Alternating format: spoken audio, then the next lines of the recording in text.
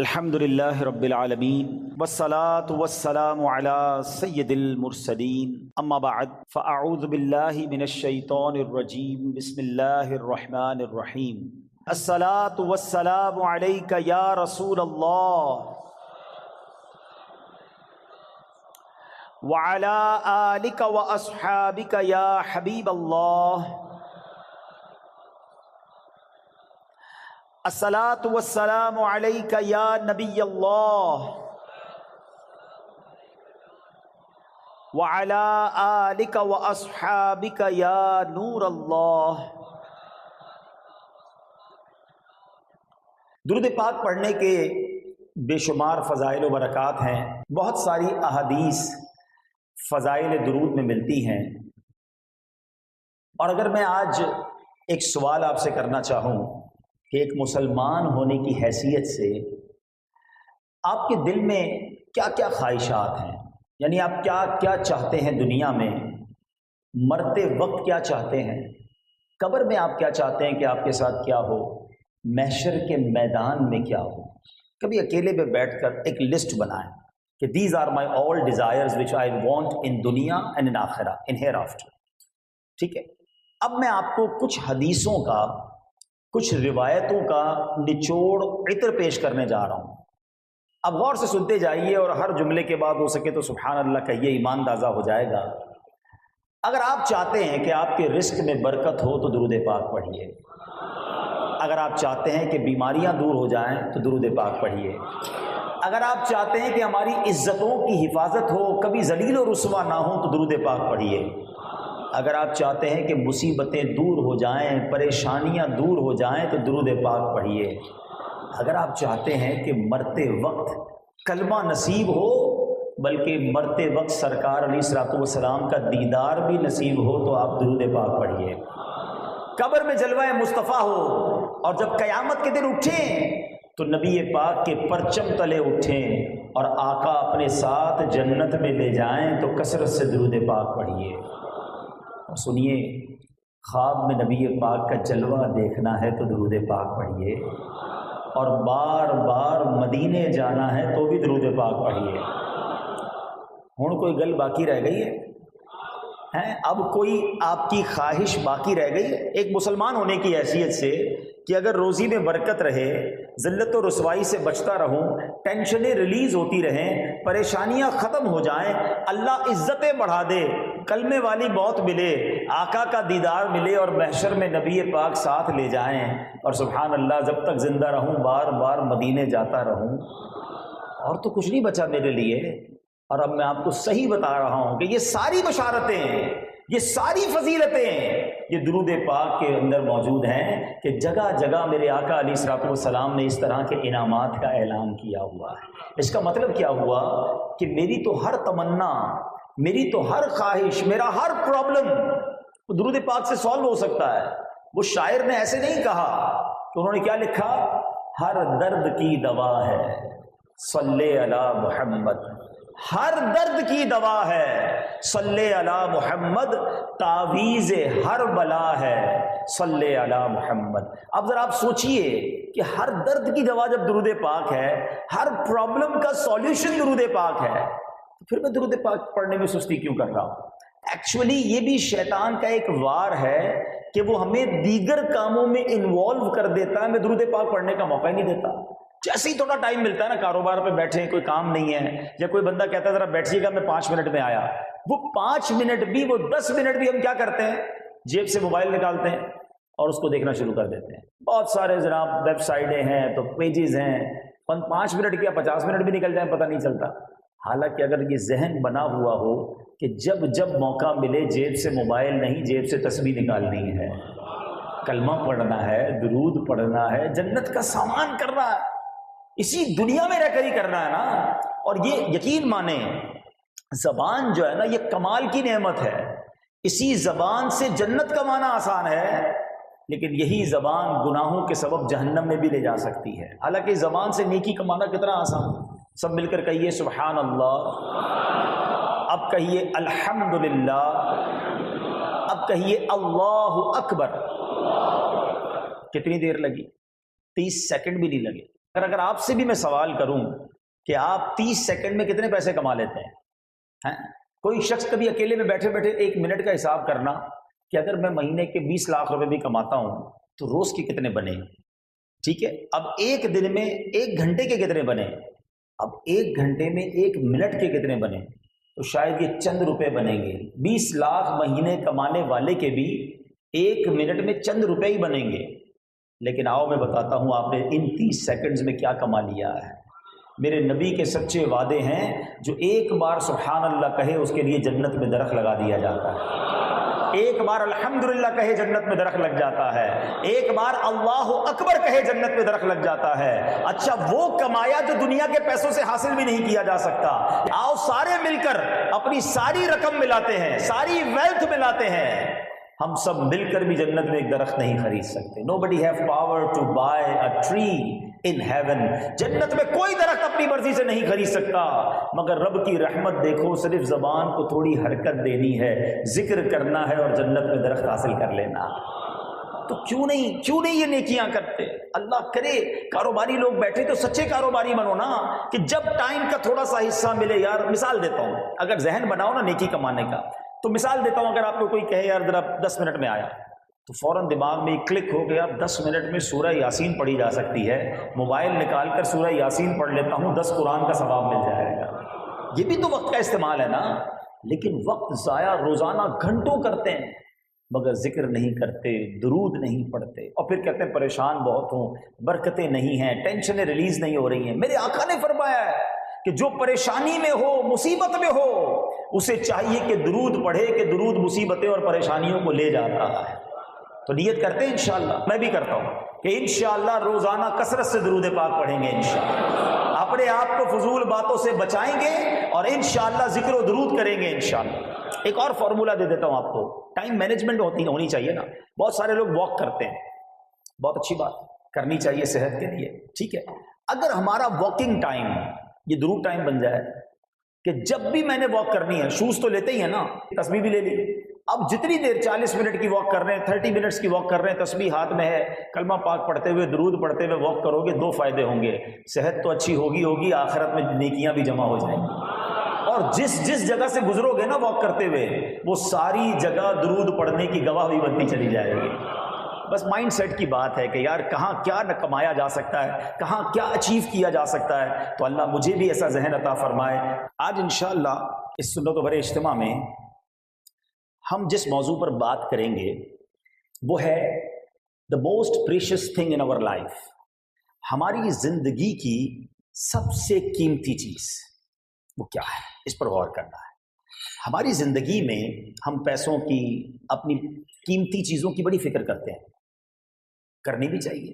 جتنی چیز قیمتی زیادہ، اتنی اس کی فکر زیادہ۔ نارمل گاڑی تھی تو ہم ویسے ہی پارک کر دیتے تھے، ذرا مہنگی والی نئے ماڈل کی گاڑی لی تو پھر ڈرائیور بھی رکھا، گارڈ بھی رکھا کہ بھائی میں اندر جا رہا ہوں، تم کھڑے رہنا، ورنہ ایک ہی شیشہ 2 لاکھ روپے کا ہے، کہیں اجتماع سے واپس آئے تو شیشہ ہی نکال کے کوئی نہ لے جائے۔ تو قیمت جتنی بڑھتی گئی، ہمارا دھیان اور ہماری سیکیورٹی بھی اتنی بڑھتی گئی۔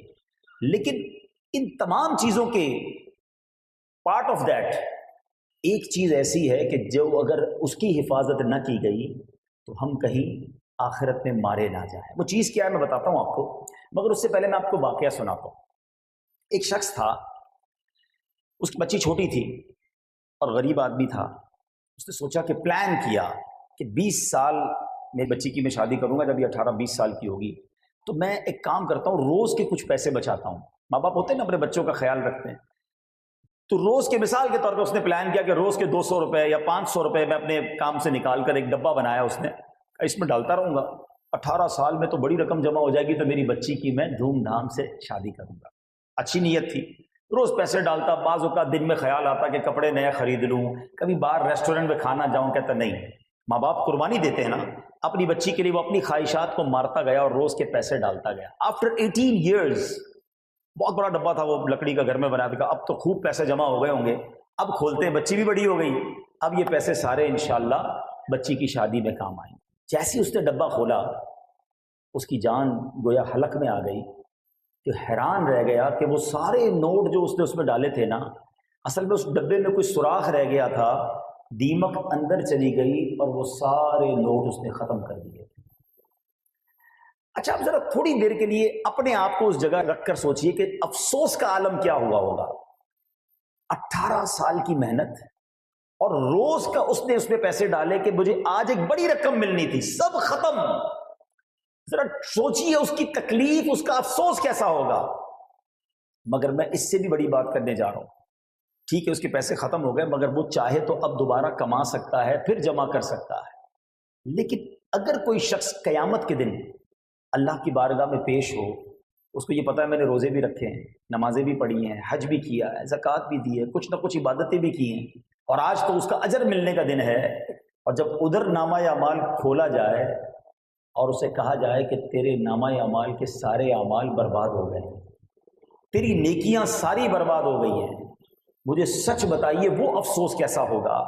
Because now there is no chance to make good deeds again. اب تو موقع ہی نہیں ہوگا نا نیکیاں کرنے کا، جو وقت تھا وہ گزر گیا. اب آپ کے ذہنوں میں سوال آئے گا کہ ایسا کیسے ہو سکتا ہے کہ ایک بندے نے نیکیاں کی، عبادتیں کی، اور قیامت کے دن اسے کہا جائے گا کہ تیرے سارے اعمال ختم.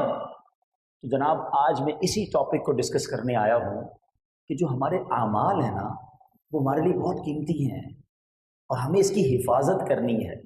ہم نیکیاں بعض اوقات کر رہے ہوتے ہیں مگر اس کی حفاظت کی فکر نہیں کر رہے ہوتے. اچھا اب پھر ذہن میں سوال پیدا آئے گا کہ کیا نیکیوں کی بھی حفاظت کرنی ہے؟ جی ہاں، آج یہ اسی ٹاپک کو ڈسکس کرنا ہے کہ نبی پاک علیہ الصلوۃ والسلام نے احادیث کے ذریعے بلکہ خود قرآن مجید فرقان حمید نے ہمیں یہ گائیڈ لائن دی ہے کہ کچھ اعمال ایسے ہیں، کچھ کام ایسے ہیں کہ جن کی وجہ سے نیکیاں برباد ہو جاتی ہیں.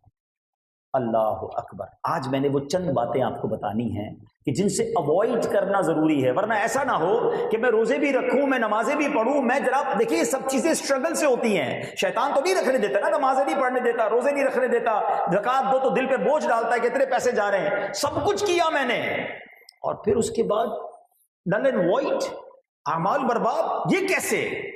تو آئیے ذرا غور سے آج کا آپ نے بیان سننا ہے، کیونکہ یہی وہ شیطان کے وار ہیں جو ہمیں نیکیاں برباد کروا دیتا ہے.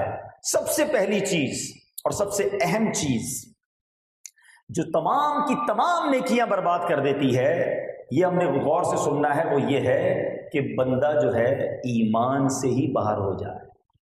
اگر کسی کا ایمان ہی ختم ہو جائے، کوئی دائرہ اسلام سے ہی خارج ہو جائے، چاہے کتنے حج کیے، کتنے عمرے کیے، کوئی ایسا کام کیا کہ ایمان ہی چھن گیا، اب اس کے پاس کوئی نیکی باقی نہیں رہے گی. قرآن مجید فرقان حمید میں رب کریم ان لوگوں کے لیے ارشاد فرماتا ہے، بسم اللہ الرحمن الرحیم، وَمَن يَرْتَدِدْ مِنكُمْ عَن دِينِهِ فَيَمُتْ وَهُوَ كَافِرٌ فَأُولَئِكَ حبطت أعمالهم في الدنيا والآخرة وأولئك أصحاب النار هم فيها خالدون. تب تم میں جو کوئی اپنے دین سے پھرے پھر کافر ہو کر مرے تو ان لوگوں کا کیا اکارت گیا دنیا میں اور آخرت میں، اور وہ دوزخ والے ہیں، انہیں اس میں ہمیشہ رہنا. ہم فیہا خالدون، وہ ہمیشہ اس میں رہیں گے. اب سوال یہ پیدا ہوتا ہے کہ بھائی میں مسلمان ہوں، کلمہ پڑھتا ہوں، مسلمان گھرانے میں پیدا ہوا، میرا نام بھی مسلمانوں والا ہے، میرا ایمان کیسے چھن سکتا ہے؟ یہ بہت بڑا پرابلم ہے، ذرا سمجھیے گا. دیکھیں یہ بات تو آپ جانتے ہیں کہ اسلام اس وقت دنیا کا موسٹ گروئنگ ریلیجن ہے. دنیا میں سب سے تیزی کے ساتھ پھیلنے والا جو مذہب ہے الحمدللہ وہ اسلام ہے. ٹھیک ہے، لیکن یہ ون وے ٹریفک نہیں ہے کہ کوئی غیر مسلم کلمہ پڑھ کر مسلمان ہو سکتا ہے تو معاذ اللہ کوئی مسلمان کوئی ایسی بات کر کے اسلام سے خارج نہیں ہو سکتا. یہ سمجھنا ہوگا. سرکار دو عالم صلی اللہ تعالی علیہ وسلم کی آپ کو میں حدیث سناتا ہوں. میرے آقا فرماتے ہیں کہ اولاد آدم مختلف طبقات پر پیدا کی گئی. There are 4 categories. نبی پاک نے 4 کیٹیگریز بیان کی ہیں. حدیث پاک کا مضمون ہے بعض مومن پیدا ہوئے، حالت ایمان پر زندہ رہے، اور ایمان یعنی کہ مومن ہی مریں گے. ہم اللہ سے دعا کرتے ہیں کہ اللہ ہمیں یہ پہلی والی کیٹیگری میں شامل فرمائے. ہم مسلمان تو پیدا ہوئے ہیں، مسلمان والی زندگی بھی گزار رہے ہیں، میرے مولا موت بھی ایمان والی دیجیے. دوسری کیٹیگری آقا فرماتے بعض کافر پیدا ہوئے، کافروں والی زندگی گزاری اور کفر پر ہی ان کی موت ہوگی. اور ایسے بھی اربوں لوگ ہیں غیر مسلموں کے گھر میں پیدا ہوتے ہیں، ادھر ہی انتقال ہو جاتا ہے. مگر اب تیسری کیٹیگری سنیں، نبی پاک فرماتے بعض کافر پیدا ہوئے، کافر والی زندگی گزاری مگر مومن ہو کر مریں گے. اور یہ ہو رہا ہے دنیا میں، کئی لوگ ایمان قبول کر رہے ہیں، ساری زندگی کفر میں گزاری، کلمہ پڑھ رہے ہیں. میں ایک واقعہ نہیں بھولتا، ہانگ کانگ میں ہمارے اسلامی بھائی کسی مریض کی عیادت کرنے گئے، اور اپنا مسلمان بھائی تھا وہ. تو جب اس مریض کی عیادت کی تو اس کے بالکل برابر میں ایک بیڈ تھا جس پر 70 سال کا ایک غیر مسلم بوڑھا بھی لیٹا ہوا تھا. اس نے امامہ اور داڑھی وغیرہ دیکھی تو اس نے اشارہ کیا کہ ذرا ادھر آئیے. تو وہ اس کے پاس چلے گئے. کہا آپ کون ہیں؟ کہا آپ اپنے مسلمان بھائی کی عیادت کرنے آئے ہیں. اچھا یہ داڑھی کیوں ہے؟ وہ سوال کرتا گیا، وہ جواب دیتے گئے کہ ہمارے آقا کی سنت ہے. اچھا یہ نبی پاک کون ہے؟ تو کچھ اسلام کی بات ہوئی. اب یقین کریں تھوڑی دیر کی کانورزیشن کے بعد اس مریض نے جو 70 سال کا غیر مسلم تھا اسی بستر پر کلمہ پڑھ لیا اور مسلمان ہو گیا. مگر اس سے زیادہ ایمان افروز بات یہ ہوئی کہ کچھ ہی گھنٹوں کے بعد اس کا انتقال بھی ہو گیا. الامان والفیس. اب ذرا غور کرو کہ کوئی سجدہ نہیں کیا، کوئی نماز نہیں پڑھی، مگر اس کے نصیب میں ایمان والی موت تھی، اس کے بستر پر کلمہ پڑھانے والے پہنچ گئے. ٹھیک ہے، یہ تیسری کیٹیگری. مگر اب چوتھی کیٹیگری جو ہے نا وہ ہم سب کو ڈرانے والی ہے. کہ نبی پاک فرماتے ہیں کچھ لوگ مومن پیدا ہوں گے، مومنوں والی زندگی گزاریں گے، مگر ان کا خاتمہ کفر پر ہوگا. یہ ہے بات سمجھنے والی. یہ ایمان جو ہے نا بہت بہت بڑی نعمت ہے. ساری دنیا کی دولت، ساری دنیا کا مال ایک طرف، ایمان ایک طرف. لیکن ہم میں سے کون ہے جو ایمان کی حفاظت کی فکر کرتا ہے؟ اپنی گاڑی کی حفاظت کی فکر ہے، موبائل کی فکر ہے، فیکٹری کی فکر ہے، 50 قسم کے جناب پریکاشنز ہم کرتے ہیں. ایمان کی حفاظت کے لیے کبھی بھی غور کیا؟ کبھی رات کو نیند نہ آئی ہو، خیال آیا ہو کہ یا اللہ میرا ایمان سلامت رہے؟ اچھا ابھی بھی ہو سکتا ہے کسی کے ذہن میں خیال آئے کہ یار یہ کون سی نئی بات لے کر آ گئے مولوی صاحب، ایمان کی حفاظت کی کہاں سے باتیں ہو گئیں؟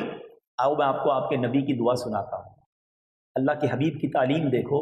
ہمارے آخری نبی صلی اللہ علیہ وسلم دعا کرتے تھے، یا مقلب القلوب ثبت قلبی علی دینک. What is the meaning of that دعا؟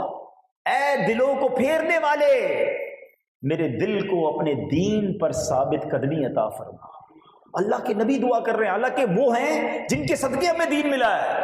مگر یہ میری اور آپ کی تعلیم کے لیے نا، کہ دیکھیں آپ کی ڈیزائرز کی پہچان پتہ ہے کیسے ہو جاتی ہے کہ یار آپ کو سب سے زیادہ کیا چیز چاہیے؟ آپ وہ دعا کرتے ہیں، نماز کے بعد بھی دعا کرتے ہیں، کسی اور سے بھی دعا کرتے ہیں، مزار شریف پہ جاتے ہیں، کعبے کے سامنے جاتے ہیں، جدھر بھی جاتے ہیں آپ وہ والی دعا ضرور کریں گے جس کی آپ کو بڑی خواہش ہے. بیٹا چاہیے، گھر چاہیے، نوکری چاہیے، واٹ ایور ہے. لیکن کبھی ایمان کی دعا کی ہے؟ اس کا مطلب تمہاری لسٹ میں ہے ہی نہیں. آپ سب کو ایک حدیث یاد ہوگی، انما الاعمال بالنیات. ایک اور حدیث بھی ہے، انما الاعمال بالخواتیم. اعمال کا دار و مدار خاتموں پر ہے. جتنے اعمال کر لو اگر خاتمہ ایمان والا نہیں نا تو کچھ بھی نہیں.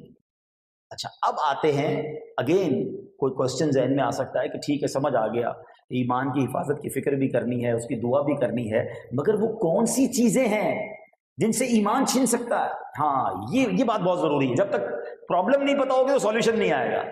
ٹھیک ہے، ایک سب سے بڑی وجہ وہ ہے کثرت سے گناہ کرنا. جو روز گناہ کر رہا ہے نا اور کثرت سے گناہ کر رہا ہے، روایتوں میں مضمون ملتا ہے کہ جب بندہ کوئی گناہ کرتا ہے اس کے دل پر ایک سیاہ ڈاٹ، ایک کالا نقطہ لگ جاتا ہے. دوسرا گناہ کرتا ہے پھر ڈاٹ لگتا ہے، تیسرا گناہ کرتا ہے پھر ڈاٹ لگتا ہے. آقا فرماتے ایک وقت آتا ہے پورا دل ہی سیاہ ہو جاتا ہے، پھر اس پر کوئی ہدایت کی بات ہی اثر نہیں کرتی.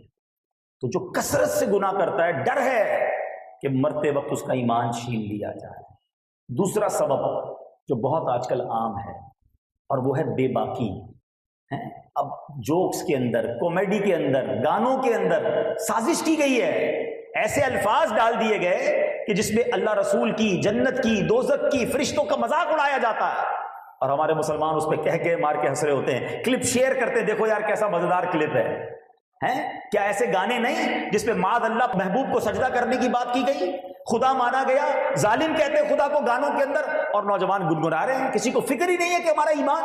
اچھا اب میں آپ کو اس کو اور لاجیکلی سمجھاتا ہوں. اچھا کچھ لوگ ہیں نا، شیطان ہے نا، کہتا ہے یار یہ کون سا مولانا صاحب دین لائے، 2-4 جملوں سے کیا ایمان چلا جائے گا؟ دنیا میں کسی بڑی فورس، بڑی ایسی حکومتیں ہیں، ایسے ادارے ہیں جن کے خلاف بات کرو تو غداری کا مقدمہ بن جاتا ہے. آپ بھی کہیں 2-4 جملے ہی تو کہتے نہیں، آپ کی باؤنڈری ہے. بینگ اے سٹیزن آپ اتنی بات کر سکتے ہیں، اتنی نہیں کر سکتے. یہ باتیں سمجھ آتی ہیں تو بینگ اے مسلم کیوں نہیں سمجھ آتا کہ میں اللہ رسول کے بارے میں اپنی شریعت کے بارے میں ایک لمٹ میں بات کر سکتا ہوں، اس سے آگے نہیں جا سکتا ہے. اچھا پھر دوسری بات، چلے شیطان کا یہ وار کہ یار چند جملوں سے ایمان کیسے چلا گیا؟ میں 70 سال سے کلمہ پڑھ رہا ہوں کہ ایک جملے سے میں ایمان سے باہر ہو گیا. تو میں آپ سے پوچھتا ہوں، جو ہانگ کانگ کے بستر پر 70 سال سے کفر کر رہا تھا، ایک ہی تو جملہ کہا تھا، لا الہ الا اللہ محمد الرسول اللہ، وہ کفر کی وادی سے نکل کر ایمان کے نور میں داخل ہو گیا. یہ الفاظ کی اہمیت ہے، یہ جملوں کی اہمیت ہے. شیطان کے اس وار کو سمجھو. ایک اور مثال دیتا ہوں. ایک عورت جس کو آپ نہ جانتے نہ پہچانتے ہیں، 2 گواہوں کی موجودگی میں آپ 3 بار جناب اس سے اقرار کرتے ہیں، ایجاب و قبول کرتے ہیں. اس کے بعد وہ عورت جو انجان تھی چند جملوں کے بعد آپ کی زوجہ بن جاتی ہے، اور اسی عورت کے ساتھ 50 سال کوئی گزارے، اس کے کئی بچے ہو جائیں، 3 جملے کہہ دے تو کیا ہوتا ہے؟ وہ عورت اجنبی ہو جاتی ہے. جملوں سے تو گیم ہی بدل جاتی ہے جناب. تو پھر یہ کیوں سمجھ نہیں آتا؟ اب میری لمٹ ہے، میرے پاس کوئی ریڈ لائن ہے جس کو کراس نہیں کر سکتا میں، ورنہ میرا ایمان چلا جائے. اور فکر کرو نا، پوچھیں علماء سے کہ میری لمیٹیشنز کیا ہے، میں کیا کہہ سکتا ہوں کیا نہیں کہہ سکتا. زبان لرز جانی چاہیے جب اس طرح کی کوئی بات آ جائے. میں کل کی مثال دیتا ہوں. میں ایک جگہ بیٹھا تھا، اب یقین کریں میں اب تک افسوس میں ہوں. ایک صاحب تھے اور سیلاب پر بات چلی. پتہ کیا جملہ کہا انہوں نے؟ کہتے مجھے سمجھ نہیں آتا یہ اللہ پاک غریبوں کے ساتھ ایسا ظلم کیوں کرتا ہے، غریبوں پر ہی فلڈ آتا ہے. میرے تو رونگٹے کھڑے ہو گئے. اللہ کو ظالم کہنے والا ایمان سے خارج ہو جاتا ہے. میں نے کہا یہ آپ کیا کہہ رہے ہیں؟ اچھا پھر ماننے کے لیے بھی تیار نہیں ہے. یہ بھی تو مسئلہ ہے نا کہ ماننا بھی نہیں ہے. نہیں جناب